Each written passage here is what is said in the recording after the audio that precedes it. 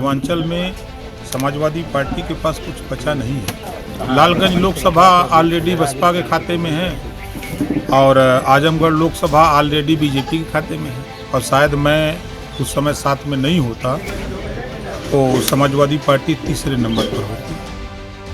उत्तर प्रदेश में आने वाले कुछ दिनों में निकाय चुनाव होने को है। आगामी साल में देश में लोकसभा के आम चुनाव होने हैं। ऐसे में तमाम राजनीतिक दल तैयारियों में जुट गए हैं। उत्तर प्रदेश के पूर्वांचल में अपनी खास पहचान रखने वाले ओपी राजभर भी लगातार सक्रिय नजर आ रहे हैं। पिछले 2 दिनों से राजभर आजमगढ़ दौरे पर हैं। आजमगढ़ लोकसभा सीट के बाद अब लालगंज लोकसभा क्षेत्र में ओपी राजभर ने दौरा किया। राजभर ने इस दौरान समाजवादी पार्टी पर जमकर निशाना साधा। उन्होंने कहा कि आजमगढ़ में समाजवादी पार्टी पूरी तरह से साफ हो चुकी है। देखिए, उनका किला बचा कहाँ है।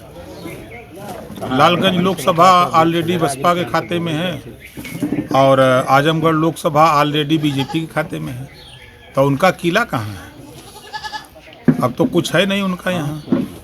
जो कुछ है यहाँ वो भारतीय समाज पार्टी के बदौलत पैदा हुआ।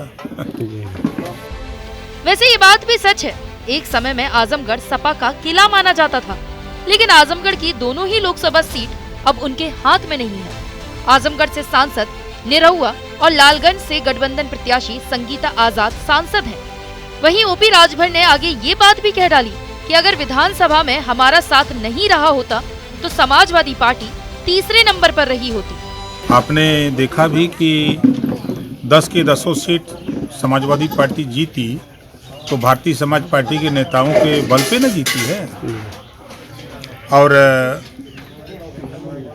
जहाँ तक समाजवादी पार्टी के गढ़ का है तो गढ़ को तोड़ने के लिए तो खुद गुड्डू जमाली वो खुद लगे हैं और शायद मैं उस समय साथ में नहीं होता तो समाजवादी पार्टी तीसरे नंबर पर होती। ऐसा आप लोग भी देख रहे थे, जनता भी यही कह रही थी, सब लोग यही कह रहे थे। तो यहाँ कुछ है नहीं। पूर्वांचल में समाजवादी पार्टी के पास कुछ बचा नहीं है। राजभर यही नहीं रुके, आगे उन्होंने अखिलेश पर आरोप लगाते हुए कहा कि जब आप सरकार में रहे तो आपने क्या किया। क्योंकि बात तो सामाजिक न्याय की समाजवादी पार्टी करती है, लेकिन जब मौका मिलता है तब सामाजिक न्याय लागू नहीं करती है। जैसे 4 सितंबर 2013 को हाई कोर्ट ने एक आदेश दिया कि पिछड़ी जाति के जो 27% आरक्षण लागू है, उत्तर प्रदेश सरकार उसको बांट करके सबको हिस्सा दे।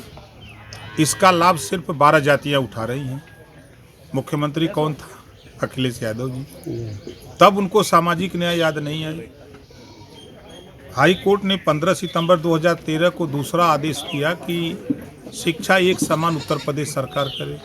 मुख्यमंत्री अखिलेश जी थे, नहीं कर पाए। 2001 की सामाजिक न्याय समिति की रिपोर्ट लागू है, तैयार है, उसको लागू करने के लिए सत्ता में रहने पर याद नहीं आता है। 20 साल से हम जातिवाद जनगणना को लेकर चिल्ला रहे हैं, कह रहे हैं जब ये सत्ता में थे तो जातिवाद जनगणना क्यों नहीं कराई? करा लेना चाहिए था। जैसे नीतीश जी करा रहे हैं तो इनको क्या दिक्कत थी? आज इनको याद आई है कि नहीं जातिवाद जनगणना।